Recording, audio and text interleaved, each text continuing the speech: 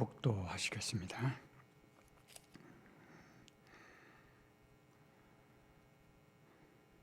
감사합니다. 오늘도 주께서 저희들을 사랑하시고 주의 전으로 인도해 주십니다. 말씀을 듣게 하십니다. 성령 하나님께서 온전히 주장하여 주시옵소서. 예수님 이름으로 기도합니다. 아멘. 찬송가 339장입니다.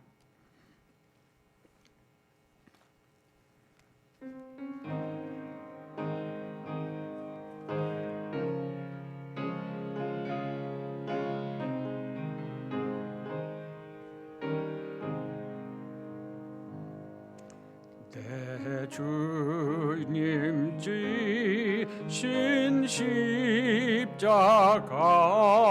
우리는 앉을까?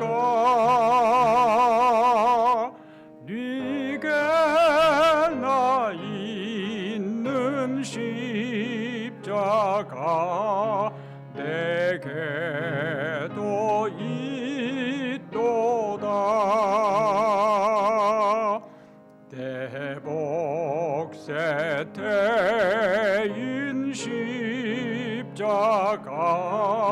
늘 지고 가리다.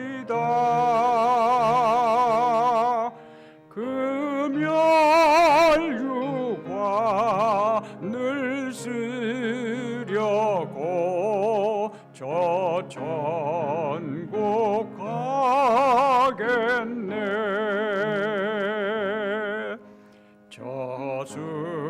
저수정 같은 길에서 멸유관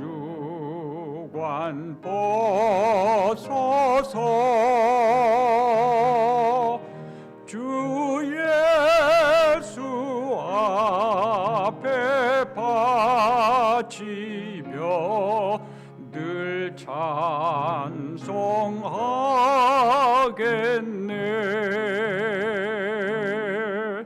저 천사 소리 높여서 늘 찬송할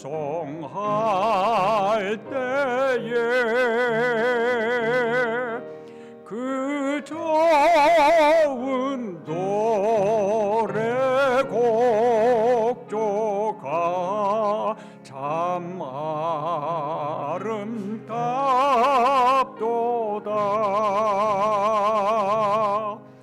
그 별유관도 귀하고 부활도 귀하다. 저 천사 내려보내사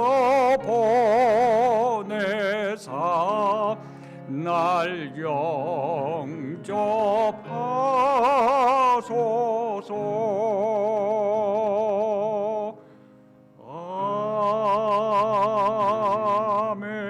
아멘. 이 찬송은 우리의 마음을 이렇게 헌신하는 그런 가사들이라고 생각이 돼요. 내가 주님 뜻대로 살겠습니다. 내가 주님께 내 삶을 드립니다. 이런 의미가 있는 거죠. 우리 그런 헌신의 마음을 가지고 한 번 더 부르시죠. 다 부르지 않고 홀수로 1절, 3절, 5절.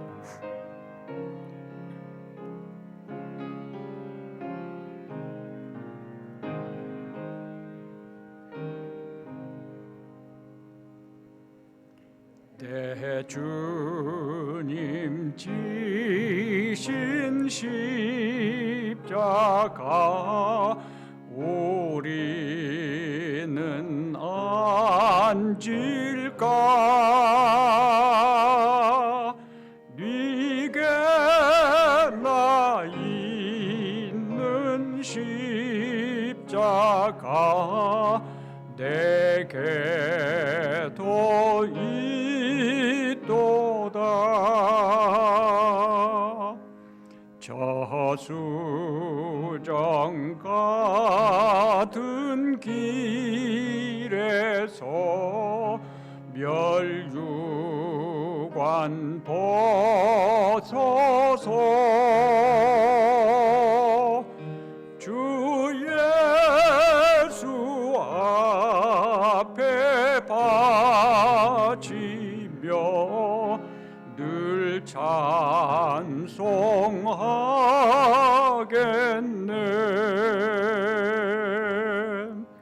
그 멸류관도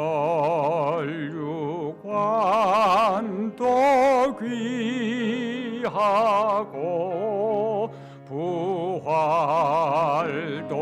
귀하다.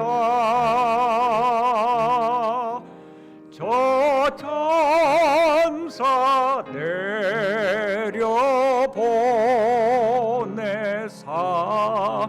날 영접하소서.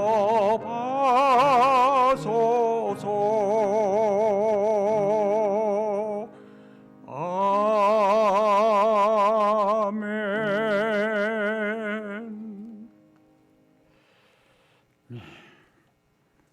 같이 합심해서 기도하죠. 우리 예배를 성령 하나님께서 온전히 주장해 주십시오. 기도하고요. 지금 코로나로 또는 전쟁으로 이 세계가 정말 혼란스럽죠. 이런 문제들이 해결되는 것도 필요하지만, 그런데 이런 상황들 속에서 정말 많은 사람들, 하나님께서 구원하시기를 원하시는 사람들이 찾아지고 그들이 돌아올 수 있도록 하나님 긍휼히 여겨 주십시오. 우리 이렇게 기도하고요. 그리고 우리 교회를 위해서 오늘 우리 교회가 이 시대에 주어진 사명을 감당하는 정말 금촛대 같은 교회가 되는 은혜를 주십시오. 이렇게 세 가지 합심해서 기도하겠습니다. 감사하신 아버지, 이 시간 합심해서 주님께 기도합니다. 먼저 이 시간을 온전히 성령 하나님 주장해 주시옵소서. 저의 생각도 마음도 입술도 혀도, 그리고 우리 참여하고 듣는 성도들, 특히 인터넷으로 예배를 참여하는 성도들의 마음을 주장하시고 하나님 온전히 은혜의 시간이 되고 주님의 뜻이 선포되는 그런 시간이 되게 하여 주시옵소서. 세계가 혼란스럽고 어지럽습니다. 전쟁이 있고 질병이 있고 또 싸움들과 가난, 또 천재지변들이 있습니다. 이런 세상 속에 은혜를 허락하시옵소서. 그 가운데 특별히 하나님이 구원하시기를 원하시는 자들을 긍휼히 여겨 주셔서 이러한 일들이 그들이 하나님을 생각하고 발견하고 찾아 나오는 기회가 되게 하여 주셔서 하나님의 뜻을 이루는 시간 되게 해주시기를 바랍니다. 그런 목적을 가지고 오늘 여기에 우리 교회를 세웠습니다. 하나님 허락하신 이 교회가 오늘 이 시대의 금촛대가 되기를 소원합니다. 하나님의 목적을 이루기를 소원합니다. 우리 모든 성도들이 그렇게 하나님 앞에 영광 돌리고 쓰임받는 사명을 감당하는 선지자들 되게 하여 주시옵소서. 감사합니다.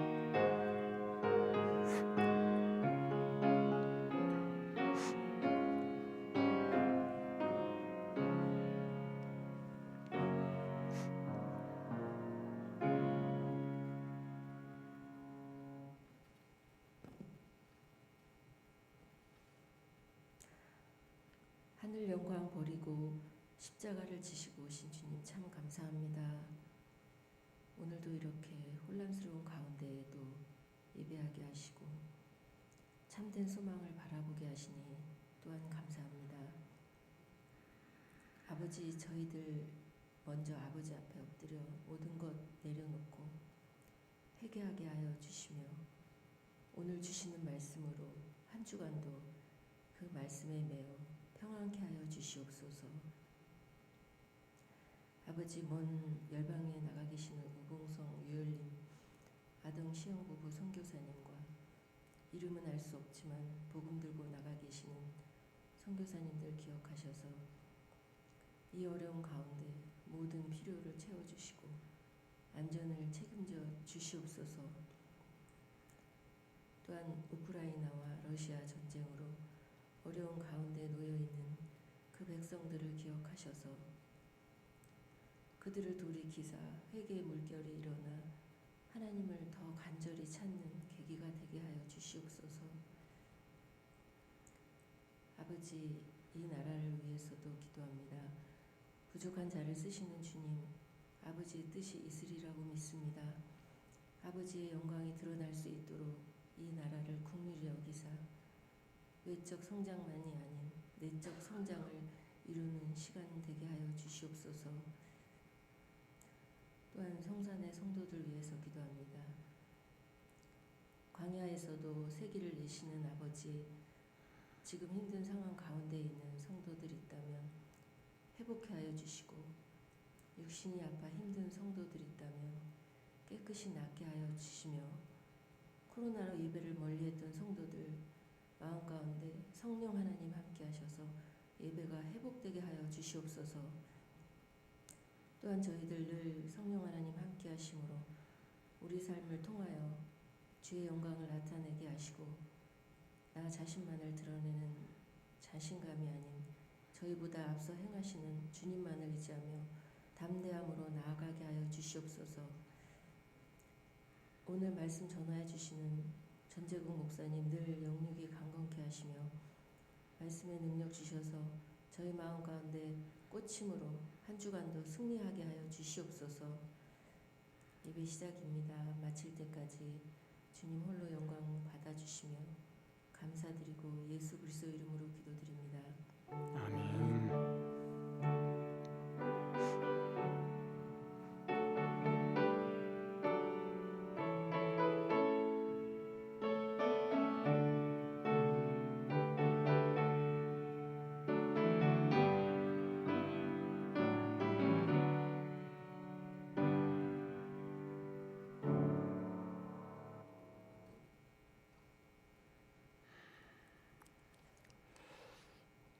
하나님 말씀은 요한계시록 3장 14절부터 22절입니다. 제가 봉독하겠습니다. 라오디게아 교회의 사자에게 편지하라. 아멘이시오, 충성되고 참된 증인이시오, 하나님의 창조의 근본이신 이가 이르시되 내가 내 행위를 아노니 내가 차지도 아니하고 뜨겁지도 아니하도다. 내가 차든지 뜨겁든지 하기를 원하노라. 내가 이같이 미지근하여 뜨겁지도 아니하고 차지도 아니하니 내 입에서 너를 토하여 버리리라. 내가 말하기를 나는 부자라 부요하여 부족한 것이 없다 하나 내 곤고한 것과 가련한 것과 가난한 것과 눈먼 것과 벌거벗은 것을 알지 못하는도다. 내가 너를 권하노니 내게서 불로 연단한 금을 사서 부요하게 하고 흰 옷을 사서 입어 벌거벗은 수치를 보이지 않게 하고 안약을 사서 눈에 발라 보게 하라. 무릇 내가 사랑하는 자를 책망하여 징계하노니 그러므로 내가 열심을 떼라. 회개하라. 볼지어다 내가 문 밖에 서서 두드리노니 누구든지 내 음성을 듣고 문을 열면 내가 그에게로 들어가 그와 더불어 먹고 그는 나와 더불어 먹으리라. 이기는 그에게는 내가 내 보좌에 함께 앉게 하여 주기를 내가 이기고 아버지 보좌에 함께 앉은 것과 같이 하리라. 귀 있는 자는 성령이 교회들에게 하시는 말씀을 들을지어다. 아멘.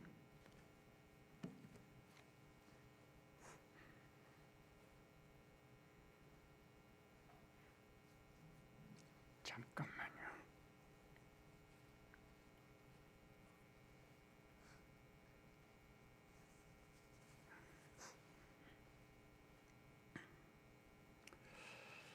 음, 2장 3장 가지고 말씀을 몇 번 드렸죠. 사실 이 계시록의 가장 중요한 부분은 2장 3장의 말씀입니다. 왜냐하면 하나님께서 우리 교회에 보낸 편지라고 했거든요. 그러니까 초점이 교회에 있는 거예요. 이 뒤에 나가 보면 이제 그 말세에 일어날 정말 인의 이야기, 나팔의 이야기, 대접의 이야기, 이런 것들이 이렇게 쭉 나오죠. 우리들이 혹시 그런데 우리의 초점을 맞추고 있다면 저는 초점이 좀 빗나갔다고 생각을 해요. 우리들의 관심이 좀 그런 것들이 관심을 끌지만, 그런데 사실 우리가 초점을 가져야 되는 것은 교회, 즉 우리 자신입니다. 하나님은 우리 자신이 이런 그 마지막 상황에서 끝까지 믿음으로 이기는 자가 되기를 원하셔서 이 계시록을 편지로 이렇게 주신 것이거든요. 그래서 2장 3장을 우리가 잘 이해하고 또 소화하고, 그래서 여기에 주님이 원하시는 것처럼 이기는 자가 되는 것입니다. 그게 주님이 정말 원하시는 것이거든요. 말씀대로 살면 우리의 상황이 어떤 일이 일어나고 어떻게 변하든지 우리는 능히 감당할 수가 있게 될 것입니다. 그런 관계가 있는 것이거든요. 계시록은 그동안 생각해 본 것처럼 마지막 때의 교회들의 모습과 관련이 있습니다.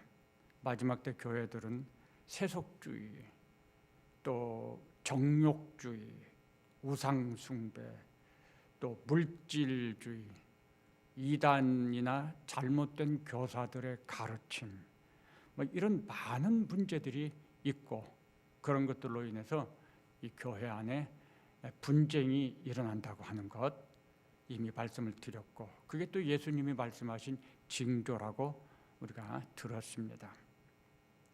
그런데 그 비율이 5대2라고 그랬죠. 냉정하게 말하면 6대1이라고 해야 될 것 같아요. 그런데 이 말씀을 주신 때로부터 지금까지 2000여 년이 넘었습니다. 그래서 복음이 땅끝까지 전파되고 교회들이 많아지고 믿음을 고백하는 성도들이 많아졌습니다. 그러면 옛날보다 지금은 교회의 문제들이 적어졌나요? 옛날보다 지금은 성도들이 보다 더 말씀을 잘 지키고 사시는가요? 아니면 5대2의 비율이 그대로일까요? 어떻게 생각하시는지 궁금합니다. 계시록의 말씀은 우리 자신들이 이 말씀을 통해서 나의 믿음을 돌아보고 성찰하는 것에 목적이 있습니다. 우리가 알고 있지만 그런데 아는 말씀대로 살지 못하는 것, 그런 것이 있는지 돌아보고, 그리고 남의 눈에 티가 아니라 내 눈에 들보를 찾아내고 그런 들보를 빼게 하는 데 초점이 있는 것입니다. 마태복음 7장에 보면 비판하지 말라 이렇게 말씀하신 다음에 그 다음에 이어서 바로 구하라, 찾으라, 두드리라, 우리가 잘 아는 유명한 기도와 관련한 말씀이 있죠. 한번 시간이 되시면 7장을 1절부터 그 기도에 관한 말씀이 있는 데까지 연결해서 읽어보세요. 그걸 뚝 띄지 말고 연결해서 읽어보면 그 앞에서 비판하지 말라고 그랬어요. 그리고 뒤에서 구하라고 하신 이 말씀이 관련이 있다는 것을 생각할 수 있게 될 것 같아요. 다시 말해서 비판하지 말라는 거예요. 그러면 어떻게 하라는 거죠? 나를 위해서 기도하란 말이죠. 내 눈에 들보는 없나? 남을 보면서 내 눈에 들보를 찾고 그걸 깨닫기 위해서 기도하고 그런 문제에서 해결하기 위해서 구하고 찾고 기도하라는 것입니다. 또 비판을 하게 할 수밖에 없는 다른 사람을 대할 때 비판하지 말고 대신 그를 위해서 기도하라는 거죠. 저는 이 본문이 마태복음 7장 본문이 그런 연결이 있다 이렇게 생각을 합니다. 우리가 기도할 때 특히 내 눈에 들보는 없는가? 하나님 이것을 깨닫게 해주시고 내가 그것을 정리할 수 있게 해주십시오. 이런 기도를 하는 것이 또 상당히 필요한 일이라고 여겨집니다. 오늘 잘하고 있지만 빌라델비아 교회처럼 그런데 내일 넘어질 수도 있어요. 우린 내일을 알지 못하거든요. 오늘 잘못하고 있지만 그런데 내일 이기는 자가 될 수도 있어요. 중요한 것은 깨달은 대로 행할 수 있으면 이게 최고인 겁니다. 그게 이기는 자인 거예요. 오늘은 특별히 라오디게아 교회를 그 문제를 가지고 이기는 자와 연관해서 말씀을 상고해 보겠습니다. 근데 이 라오디게아 교회 방금 읽어본 것처럼 여기에 우리가 굉장히 잘 아는 말씀이 한 구절이 있어요. 그게 뭐냐면 20절 말씀이죠. 볼지어다 내가 문 밖에 서서 두드리노니 누구든지 음성을 듣고 문을 열면 내가 그에게로 들어가 그로 더불어 먹고 그는 나로 더불어 먹으리라. 우리가 잘 알죠. 이 말씀이 어느 때 사용되는 말씀입니까? 보통 우리가 누군가에게 복음을 전하죠. 그 사람이 마음을 열고 받아들입니다. 그 받아들이는 것, 예수님을 마음에 받아들이라고 권할 때 이 말씀을 사용하죠. 그래서 그 사람이 이 말씀에 의지해서 마음을 열고 기도하고 예수님을 받아들이면 당신 이제 예수님을 믿었고 영접하는 자 곧 그 이름을 믿는 자들에게는 하나님의 자녀가 되는 권세를 주셨으니 이제 당신 예수님을 믿었습니다. 이렇게 말하잖아요. 이 본문을 그렇게 사용하는 것에 대해서 큰 문제가 없다고 여기신다면 그러면 이제 궁금한 게 하나 생겨요. 이 계시록의 2장 3장의 교회들에게 주신 이 말씀, 특히 라오디게아의 교회들에게 주신 말씀이잖아요. 교회는 성도들은 어떤 사람들입니까? 이미 예수님을 믿어서 그 믿음을 고백하는 사람들이잖아요. 그런데 여기서 이 말씀은 예수님 안 믿은 사람에게 우리가 복음을 전하고 믿게 할 때 쓰는 말씀이란 말이에요. 그런데 왜 이 말씀이 여기에 있냐? 왜 라오디게아 교회에 있냐? 그 말이에요. 하나님도 노인이 되시는 경우가 있을까요? 아마 그런 일은 없겠죠. 하나님 영원하신데. 근데 분명히 이 말씀이 여기에 있거든요. 그리고 이 말씀이 라오디게아에게는 중요해요. 그들의 문제를 핵심을 지적하고 해결하게 하는 지혜의 말씀이거든요. 이 말씀이 가르쳐주고 있는 진실이 있어요. 근데 그 진실은 상당히 충격적인 것입니다. 방금 말씀드린 것처럼 라오디게아 교회잖아요. 믿음을 고백하는 성도들입니다. 이들이 상당히 오랜 세월 믿음의 삶을 살았고 예배를 드렸고 막 그랬을 수 있어요. 그럼에도 불구하고 이 계시록 3장 20절의 말씀은 라오디게아 교회와 성도들의 신앙 상태를 나타내주고 있는 것입니다. 고린도전서 2장 14절부터 3장 2절까지 제가 전에 말씀드린 이야기인데요. 세 종류의 사람이 있다고 그랬죠. 육에 속한 사람은 믿지 않는 사람입니다. 그 다음에 육신에 속한 자는 예수님을 믿었습니다마는 그런데 예수님이 주인이 아니고 자기가 주인인 사람. 그래서 믿었지만 생활 방식은 믿지 않는 사람과 똑같은 사람입니다. 그리고 신령한 자는 성령 충만한 사람, 성령 하나님의 강권적인 역사를 따라 사는 사람, 이렇게 성경이 가르쳐 줍니다. 라오디게아 교회의 이 계시록 3장 20절 말씀을 보면은 결국 이 말씀은 라오디게아 교회 성도들의 모습이 그 세 개의 그림 가운데서 어떤 것에 해당이 된다고 가르쳐 줄까요? 육에 속한 자는 아니겠죠.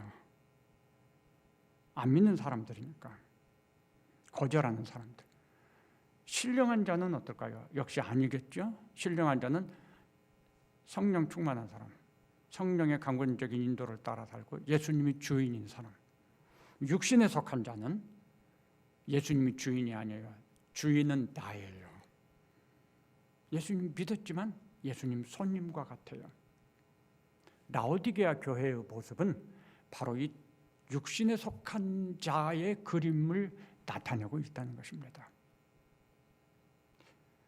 예수님께서 지금 이 말씀에 의하면 어디 계시죠?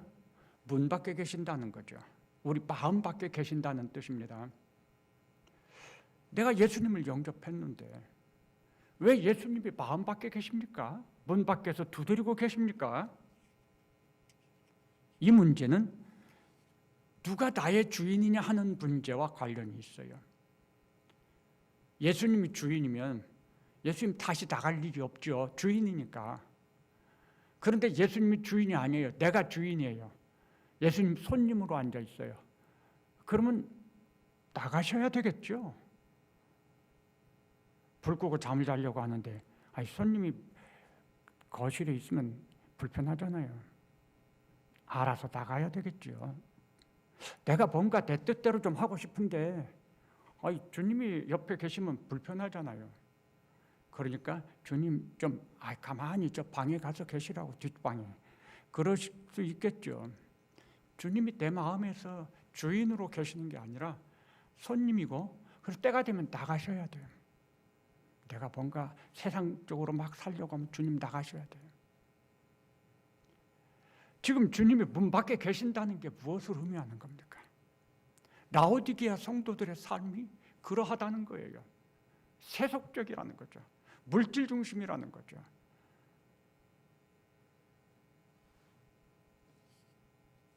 그게 육신에 속한 자의 특징입니다. 그런데 이 계시록 3장 20절에는 비록 그럼에도 불구하고 굉장히 놀라운 긍정적인 말씀도 있어요. 그게 뭘까요? 주님이 문 밖에 계시는데 아주 가버리지 않았어요. 그리고 어떻게 하고 계시죠? 문을 두드린다고 하잖아요. 이게 얼마나 놀라운 은혜인지 몰라요. 주님이 우리 버리지 않았어요. 주님이 모른 체 하지 않아요. 주님이 엄동설한에도 불구하고, 뜨거운 햇볕에도 불구하고 여전히 참고 기다리시면서 문 밖에서 두드리고, 문 좀 열어라, 내가 들어가야겠다, 두드리고 계신다는 사실이에요. 이게 예수님이 우리를 사랑하신다는 증거입니다. 우리가 말씀의 권면을 자주 들을 수 있는 거, 그게 예수님이 우리 사랑하시는 증거예요. 말씀을 듣지만 깨닫지 못하고 그러면 조심해야 돼요. 경계해야 돼요. 주님 말, 우리의 마음을 두드리시는 겁니다. 좀 열어라. 문제의 해결을 위해서는 예수님을 마음을 열고 다시 영접해야 된다라는 거죠. 그럼 궁금한 게 하나 생기죠. 이미 영접했는데 뭘 또 다시 영접하죠? 그렇습니다. 이제는 손님으로 영접하는 게 아니라 주인으로 영접을 해야 돼요. 우리가 예수님을 처음 믿을 때 미처 알지 못해가지고 예수님을 손님으로 영접했을 수가 있어요. 만일 그랬다면 이 라오디게아 교회의 모습을 보면서 우리는 예수님을 주인으로 다시 영접해야 하는 것입니다. 왜 나는 교회 다니고 믿음으로 산다고 하는데도 불구하고 옛 성품이 사라지지 않고 옛 습관대로 살까? 왜 나는 문제가 많을까? 그 이유는 주인이 나이기 때문에 그래요. 예수님을 주인으로 모셔야 돼요. 라오디게아 교회에 주님이 그렇게 기회를 주고 계세요. 그래서 여기 보면 내가 너희를 사랑하기 때문에 이런 표현을 하죠. 내가 너희를 사랑한다. 사랑해 준 겁니다. 정리하면 라오디게아 교회는 말씀드린 것처럼 예수님을 영접했지만 주인으로 영접하지 않았습니다. 그들의 실제 주인은 물질이었던 거죠. 마태복음 6장 19절 이하에 보면 두 주인은 없다 그랬습니다. 하늘의 태양이 둘일 수가 없는 것처럼 마찬가지로 우리의 마음속에 우리의 삶 속에 두 주인은 없습니다. 그거는 세상도 원하지 않고 우리 주님도 원하지 않아요. 그래서 세상은 마지막 때로 갈수록 우리를 압박하는 거예요. 내 말 들어 이렇게. 내 말 안 들으면 너 매매도 못해 이렇게 압박을 해요. 자기가 주인 되기를 원해서.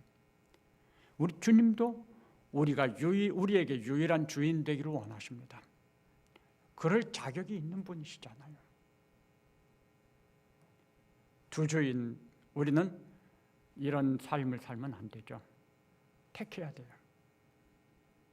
예수님을 다해 유일한 주인으로 내가 모실 것인가?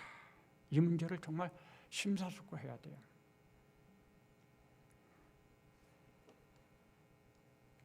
어떻게 예수님을 주인으로 모실까요?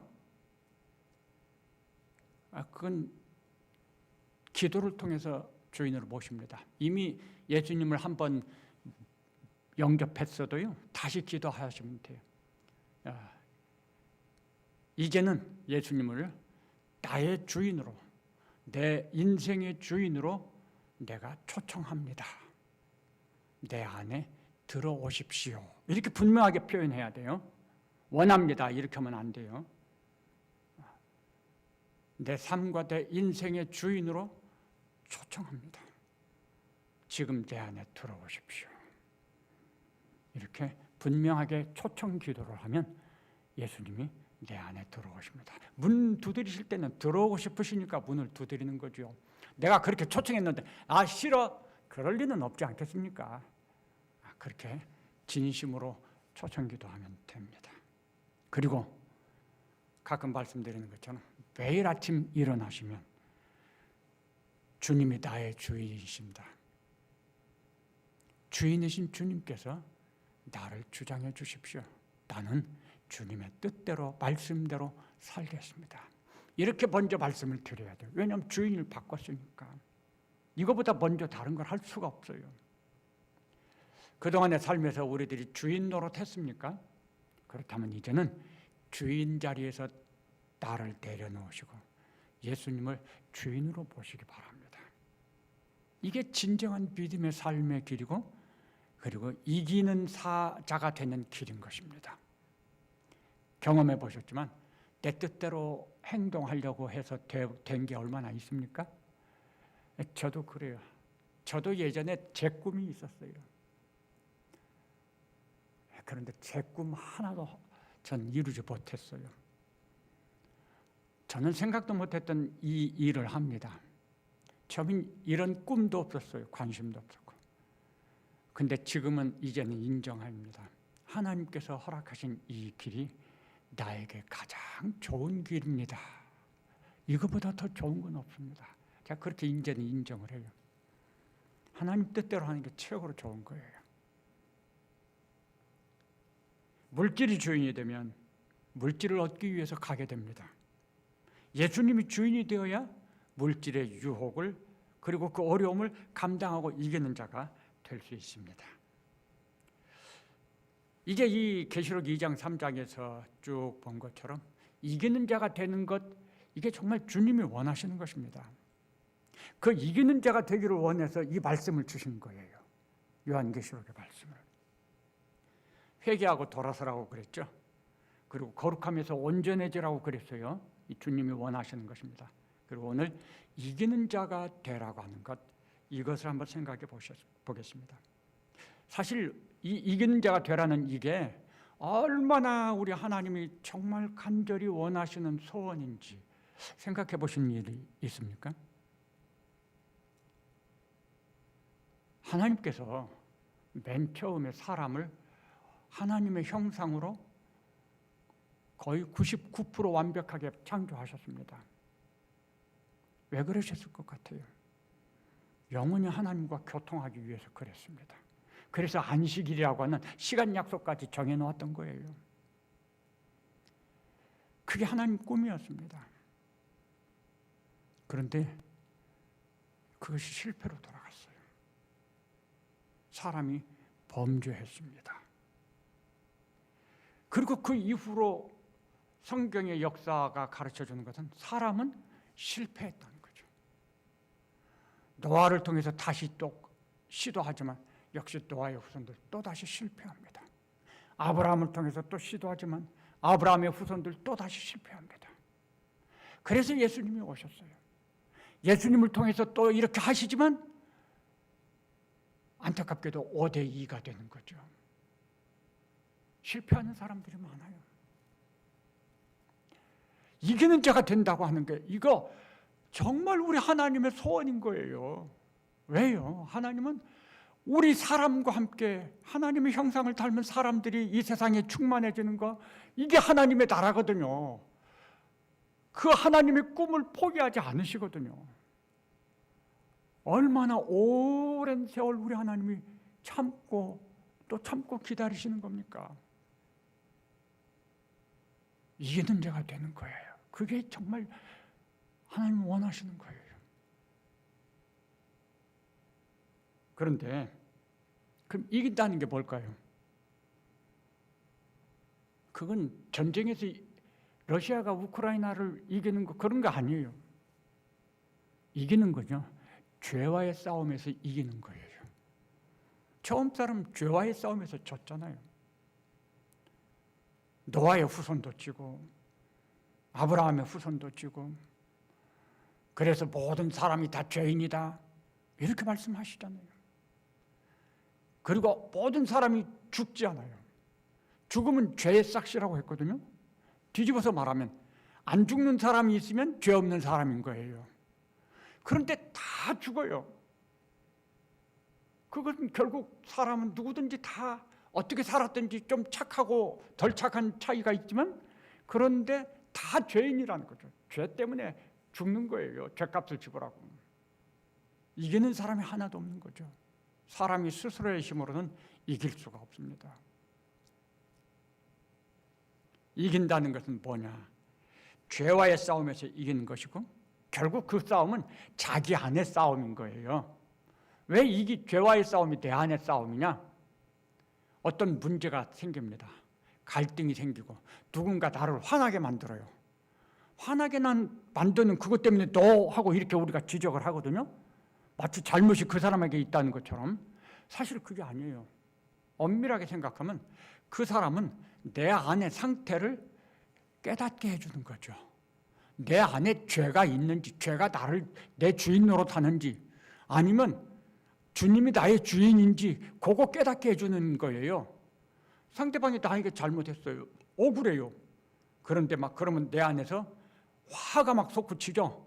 화는 성령의 열매입니까? 육체의 일에 해당이 됩니까? 육체의 일에 해당이 돼요. 그러니까 내가 화를 막 내는 건 우리 세상적 표현으로는 너 때문이야 라고 말하지만 실제는 왜 화를 내는 거죠? 내 안에 육체의 생각이 내가 지금 육체를 따라 한다는 거예요. 그래서 막 화를 내는 거예요. 그러면 이기는 건 뭐죠? 내려고 하는 내 육체의 소욕을 내려놓고 주인은 주님이십니다. 나는 성령 하나님의 인도를 따르겠습니다. 자기를 내려서 죽이고 그리고 하나님 주인이신 주님의 뜻에 따르겠다고 헌신하고, 그게 피눈물을 흘리는 정말 자기와의 싸움이에요. 그러면서 온유함으로 대할 수 있으면 이기는 거예요. 그때 성령의 열매가 내 안에 맺히는 것입니다. 온유의 열매가 나타나는 거죠. 이게 이기는 거예요. 이긴다고 하는 것은 죄와의 싸우는, 자기와의 싸움이에요. 그동안에 우리는 죄의 종로를 했었어요. 그런데 예수님을 주인으로 모신 사람은 이제 그리스도 안에서 왕노릇한다. 이렇게 계시록은 특별히 많이 가르쳐줘요. 이게 왕노릇한다는 게 뭐냐? 죄를 이기고 산다는 것. 다른 말로 하면 성령 충만한 삶을 산다는 것입니다. 내가 그런 갈등이 있을 때 그 싸움에서 졌느냐 이겼느냐에 따라서, 즉 육체의 소욕을 따르느냐 성령의 소욕을 따르느냐에 따라서 다른 것들이 나오죠. 육체의 일이 나오고 성령의 열매가 내 안에서 맺히고, 내가 이기는 자인지 지는 자인지 분별하게 하는 게 뭐죠? 바로 그 결과들인 거예요. 화를 막 내놓고 속 시원하다, 이건 잘못된 가치관이에요. 세상 가치관. 그렇게 해보세요. 과연 속 시원한지. 마음이 불편하시죠? 절대 속 시원한지 아니, 속지 마세요. 사탄의 유혹에. 말씀대로 성령의 인도하심을 따라 살 때 정말 우리 마음에 평안이 있고 감사가 나옵니다. 이기는 자로 사는 방법은 그럼 어떻게 하는 것일까요? 이미 말씀드린 것도 있지만 정리하면요, 첫째로는 예수님을 주인으로 다시 영접해야 돼요. 계시록 3장 20절이 그런 거였죠. 내가 그동안에는 내가 주인이었었습니다. 회개합니다. 이제 예수님을 나의 삶의 인생의 주인으로 다시 초청합니다. 지금 내 안에 들어와서 나의 주인이 되어 주십시오. 이렇게 기도로 초청합니다. 두 번째 단계는, 그런데 우리가 그렇게 초청했어도 목욕한 자가 매일 발을 씻어야 한다고 말씀하셨으니까 우리가 이 세상의 삶에서 전혀 오염되지 않을 수가 없어요. 나도 모르게 더러운 것들이 많이 내 생각을 또 내 말에 막 묻어와요. 그래서 그거 씻어야죠. 그게 요한일서 1장 9절에 있는 말씀이에요. 그래서 매일같이 내가 나를 돌아보면서 자기의 죄를 자복함으로써 씻는 일을 매일같이 해야 되는 것입니다. 그 다음에 빌립보서 2장 14절부터 18절에 보면, 지난번에 빌립보서 2장 13절 성령의 감동에 대해서 말씀을 드렸었어요. 하나님은 자기의 기쁘신 뜻을 위하여 우리 안에 소원을 두고 행하게 하신다 그랬거든요. 그런데 그 15절에 보면요, 이는 왜 그렇게 행하시느냐, 그 이유가 있는데, 이는 너희가 흠이 없고 순전하여 어그러지고 거스르는 세대 가운데서 하나님의 흠없는 자녀로 세상에서 그들 가운데 빛들로 나타내게 하려 함이라. 우리가 성령 하나님의 인도를 따라서 살 때 이기는 자가 되는 것입니다. 항상 우리 안에는 그런 갈등이 일어나요. 육체의 소욕을 따르느냐 성령의 소욕을 따르느냐. 성령께서 우리 안에 감화하시고 인도하시는 대로 따라 살 때 우리 안에 성령의 열매가 맺히고 하나님의 뜻이 이루어지고 그렇다는 거죠. 마지막으로 말씀에 익숙해져야 돼요. 에베소 6장에 보면 하나님의 전신갑주를 입으라 그랬어요. 근데 전신갑주가 전부 다 이 방어하는 무기예요. 수동적인 무기란 말이죠. 그리고 이 적극적인 무기는 딱 한 가지, 말씀, 성령의 검, 곧 하나님의 말씀을 가지라. 이 성령의 검, 말씀, 이 말씀을 우리가 많이 가져야 돼요. 그러면 성령께서 때가 되면은 착착 이 성경 말씀을 우리 안에서 깨달음 주시고 역사하시는 거예요. 자, 돌을, 저 시냇가에 가시면 돌을 하나 던집니다. 그러면 그 돌이 떨어진 곳에서 파문이 일어납니까? 아니면 떨어진 곳 말고 저쪽에서 파문이 일어납니까? 떨어진 곳에서 파문이 일어나는 거예요. 어떤 문제가 우리에게 딱 들어오면 그 문제가 들어온 그게 사탄의 화살이라고 생각해 보세요. 그 화살이 오면 성령께서 내 안에서 역사하셔서 바로 그 들어오는 문제 그 방향으로 딱 막아서요. 검을 들고 말씀을 깨닫게 하시고 말씀으로 대응하신다는 겁니다. 문제가 떨어진 곳에서 대응하는 거죠. 문제와 상관없이 대응하는 게 아니거든요. 성령께서 하시는 역사예요. 우리가 말씀이 우리 안에 소화되어 있으면 어디에 뭐 힘이 있는 것 같지 않아요. 그런데 물건을 들어야 할 때 힘이 불끈 나와요. 성령께서 역사하시는 힘이에요. 여기 계시록에 보면 교회들마다 인정이 있고 칭찬의 말씀이 있죠. 인정과 칭찬의 말씀은 이 길로 가면 된다, 이렇게 하면 된다, 그런 의미고요. 책망과 경계의 말씀은 그 길로 가면 안 돼, 그건 죽는 길이야, 이렇게 가르쳐 주시는 것입니다. 이걸 정리하면 말씀대로 하면 돼요. 말씀이 가라 하면 가고 가지 말라 하면 가지 않고 그러는 겁니다. 그러면 이기는 자가 되는 거예요. 확신을 가지시기 바랍니다. 나 이길 수 있어. 이거 자신감이 아니죠. 담대함이죠. 확신을 가지십시오. 로마서 8장 32절부터 39절까지 이김에 대한 확신. 그리고 요한계시록에도 17장 14절에 보면 반드시 이긴다는 약속이 있습니다. 이긴다는 하나님이 이기셨으니, 예수님이 이기셨으니 하나님의 자녀고 예수님이 주인인 우리도 이기는 겁니다. 자, 이제 마지막으로 이기는 자 되기를 원하시는 이유 한번 생각해 보죠. 이 궁금한 질문이 있을 수 있어요. 저는 그런 질문이 있었어요. 하나님은 전지전능하신데 사람이 그렇게 말도 안 듣고 거역하고 실패하고 완고한 것 보면 나 같으면 그냥 에이 집어쳐 하고 그냥 발로 툭 차서 버리고 새로 사람 창조하면 내 맘대로 할 수 있는 그런 사람 만들면 되지 않을까요? 그런 생각 해보셨나요? 전 그런 생각도 해봤어요. 저는 제가 하나님이면 그랬을 것 같아요. 저는 아주 못된 부분이 있기 때문에. 근데 하나님은 그러지 않으셨어요. 절대 포기하지 않으시고 절대 중단하지 않으시고 절대 놓지 않으시고 정말 꼭 붙잡고 가십니다. 이게 하나님 원하시는 거예요. 진짜 원하시는 거예요. 하나님 그렇게 하고 싶은 거예요. 왜 그러냐고. 좀 놓아주지. 내 마음이야? 이렇게 하나님 말씀하십니다. 내 마음이야. 이게 뭔지 아세요? 그게 하나님의 주권이라는 겁니다. 하나님이 주권적으로 나를 향해서 내가 그렇게 하고 싶은데 너 왜 그래? 라고 말씀하시는 거죠. 그래서 하나님은 천년을 하루같이, 하루를 천년같이 기다리시고 아주 못되고 잘못한 나를 온전한 거룩에 온전하게 하시기 위해서 끊임없이 인도하시는 거죠. 그거를 야곱의 삶을 통해서 보여주신 겁니다. 야곱이 그렇게 그냥 못된 사람이지만 나중에 야곱이 나이 들어서 고백할 때는 내가 태어나서 자라서 성인이 될 때까지 우리 하나님께서 나를 양육하셨다. 이렇게 고백을 했어요.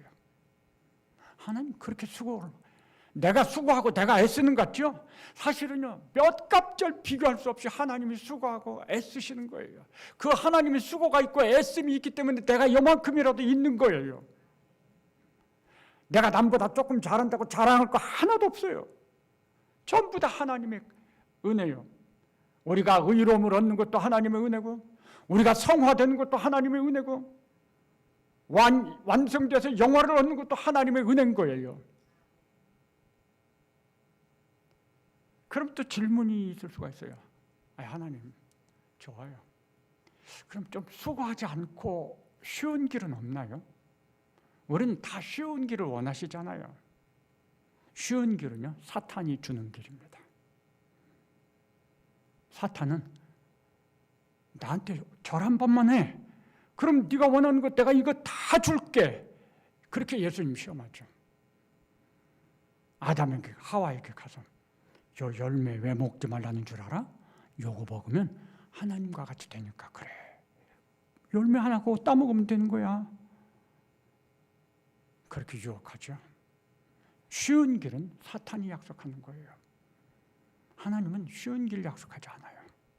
그 이유가 있어요. 아담과 하와가 99% 완벽하게 창조됐잖아요. 하나님 형상으로. 그런데 사탄이 뱀으로 위장해가지고 와서 시험을 했잖아요. 그 첫 번째 유혹과 시험에 첫 번째 넘어지는 거예요. 그럴 수 있나요? 그렇게 완벽하게 창조했는데? 전 그게 궁금해요. 아니, 어떻게 이 상황에서 어떻게 사람이 그걸 질 수가 있냐? 이건 도저히 이해가 안 된다. 이해하십니까? 아담과 하와가 진 것에 대해서? 저는 하나 그 문제에 대해서 나름대로 깨달음을 가졌습니다. 아담과 하와가 진 이유가 있어요. 그들은요, 훈련이 없었어요. 그들의 인생에는 광야가 없었습니다. 그들은 광야를 통과하지 않았어요. 그들은 처음부터 완벽하게 만들어졌어요. 완벽한 환경이 주어졌어요. 그들에게는 광야를 맛볼 시간이 없었어요. 그러니까 갑자기 나타난 그런 것에 미혹받죠. 하나님은 왜 우리의 삶의 수고와 고난과 시련들을 도와주실까? 왜 그런 것들을 허락하실까? 하나님 우리를 너무나도 잘 아세요. 광야를 통과해야 된다는 것, 고난을 경험해야 된다는 것, 그런 걸 통해서 믿음을 배워야 한다는 것, 하나님 우리를 너무 잘 아세요. 그래서 하나님 우리에게 그런 수고와 인내의 시간들을 배울 수 있게 주시는 거예요. 이스라엘이요, 애굽에서 출애굽했어요. 광야를 40년 동안 여행하면서 하나님의 은혜 안에서 정말 믿음이 자랐어요. 그리고 가나안 땅을 정복했어요. 약속대로 하나님이 해주셨어요.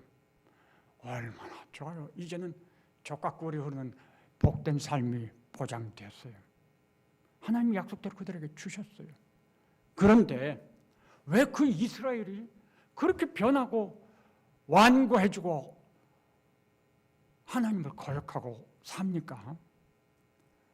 그들은 우리보다 너무나도 많이 잘 경험했잖아요. 근데 왜 그들이 실패합니까? 그들이 경험하지 못한 거 있었어요. 그들은 풍요를 경험하지 못했습니다. 애굽에 살면서 좀 먹었지만 그건 풍요가 아니었어요. 광야에서 일용할 양식 주셨지만 그건 풍요하고 달라요. 가나안 땅을 차지할 때 그때 젖과 꿀이 흐르는 땅이라고 하나님 약속하시고 그들에게 풍요를 주셨습니다. 그런데 그 풍요를 주신 그것이 그들의 시험이었어요. 그들은 풍요하게 되니까 마음이 해이해졌고 주신 은혜를 주신 하나님을 잊어버렸어요. 우상 앞에 가서 절하게 됐습니다. 풍요를 이길 수 있는, 그 풍요가 주는 시험을 이길 수 있는 걸 배우질 못했단 말이죠.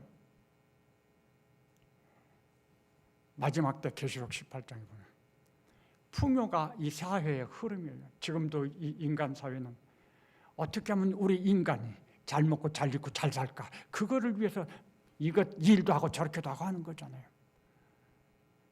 인조인간도 만들고. 어쩌면 세상을 그렇게 갈지도 몰라요. 물질적인 풍요. 그때 그 물질적 풍요 때문에 우리는 믿음을 지키고 살려고 애쓰다가 그만 어려움을 만나게 돼요. 경제적인 어려움. 그럴 때 그 물질적인 풍요 앞에서 우리는 어때야 돼요?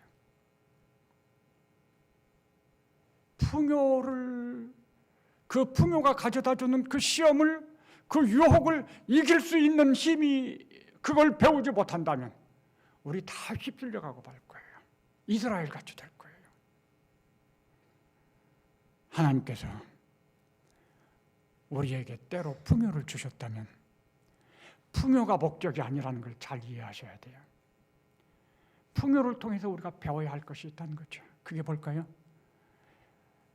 어려울 때, 곤고할 땐, 궁핍할 때는 궁핍을 통해서 배워야 할 게 있어요. 빌라델비아나 서머나 교회 같이 우리에게 풍요를 허락하실 때는 풍요를 통해서 배워야 할 게 있는 거예요.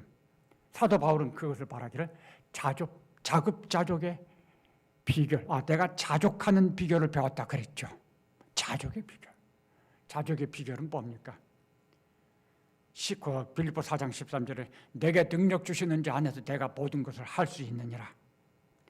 자족을 배운 사람은 내 삶에 가난이 찾아와도 가난 속에서 하나님을 영화롭게 하며 삽니다. 하나님의 뜻을 행합니다. 내가 풍요를 받았을 때도 그 풍요함 속에서 하나님의 뜻을 행하고 하나님을 영화롭게 하며 삽니다. 요셉이 그 표대로 모범이라고 할 수 있겠죠. 그래서 욥기 23장 10절에 보면 그런 말씀이 있죠. 나의 가는 길을 그가 하시나니 그가 나를 단련하신 다음엔 내가 정금같이 나오리라. 하나님께서는요, 우리가 미워서 고난과 시련, 어려움 주시는 게 아닙니다. 우리를 사랑하시기 때문에 우리를 정금같이 만드시는 것. 그래서 하나님과 영원히 함께 사는 그런 데 합당한 자로 만드시는 것. 거룩하며 온전함이 있는 자로 만드시는 것. 이게 하나님이 정말 원하시는 거예요. 그것을 위해서 오늘 우리에게 주어진 이 세상, 이 광야길이 있어요. 우리들이 매일같이 문제 속에서 살아요. 그런 문제를 만나요. 하나님이 원하시는 거 오해하지 마세요. 미워서가 아닙니다. 사랑하시기 때문에. 하나님과 함께 영원히 살게 하시고 싶어서. 그래서 붙잡고 놓지 않으시는 거예요. 우리가 실수하고 넘어져도 하나님 절대 놓지 않으시는 거예요. 그러니까 반드시 내가 이긴다고 하는 확신 가지고 넘어져도 또 일어나서 하나님 인도하시는 대로 내가 따라 살겠습니다. 또다시 결심하고 그렇게 가는 거예요.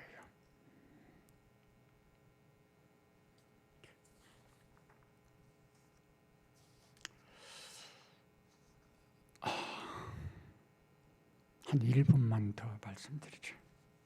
그렇게 함에도 불구하고 때로는 너무 피곤하고 낙심될 때도 있어요. 믿음으로 살려고 하는데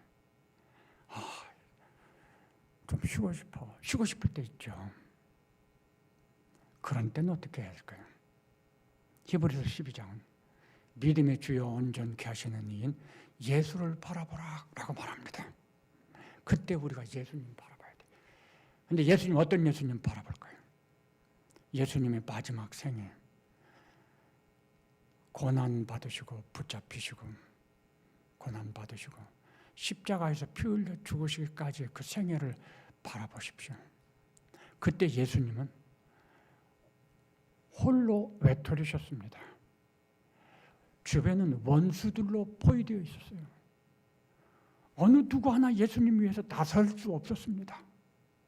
하나님도 그 순간에는 예수님을 모른 채 하셨습니다.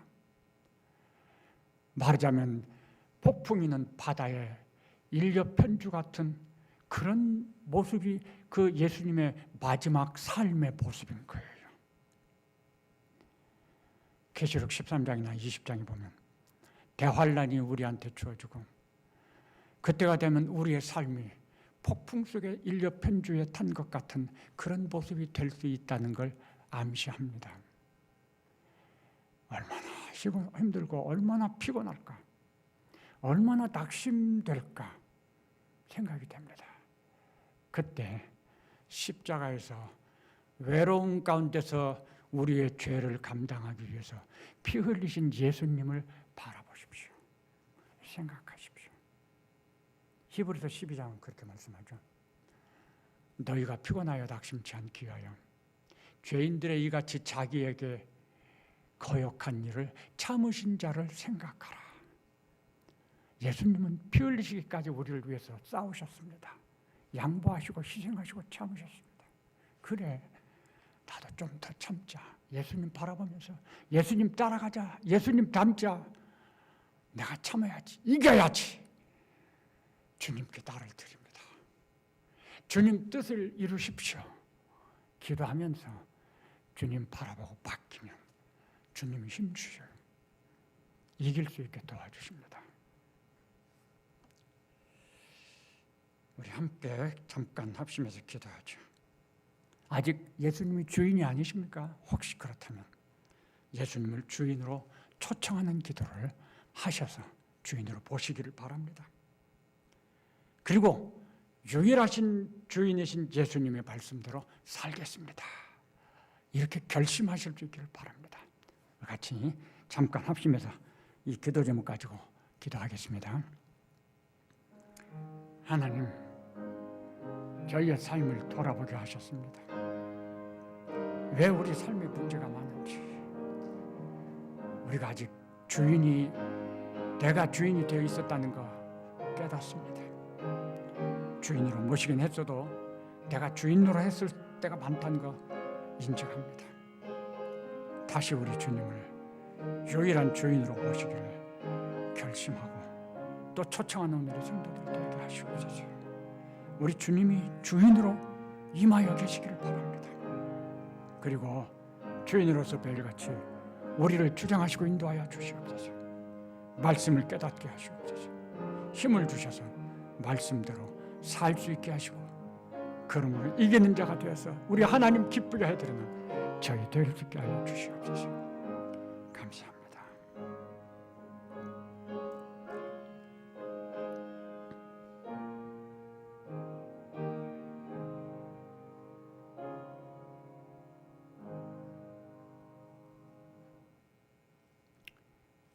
이기는 자가 되는 길이 주님 안에 있음을 인정합니다. 이제는 주님을 주인으로 보시고 주인이신 주님의 뜻을 따라 살 것을 결심합니다. 주께서, 성령 하나님께서 날마다 강하게 주장하시고 인도하여 주시옵소서. 감사드리고 예수님의 이름으로 기도합니다. 아멘. 찬송가 171장입니다.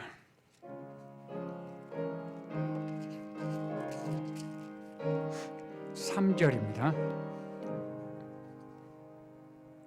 선한 싸움 다 마친 후에 날 주님 배우리라. 사망 권세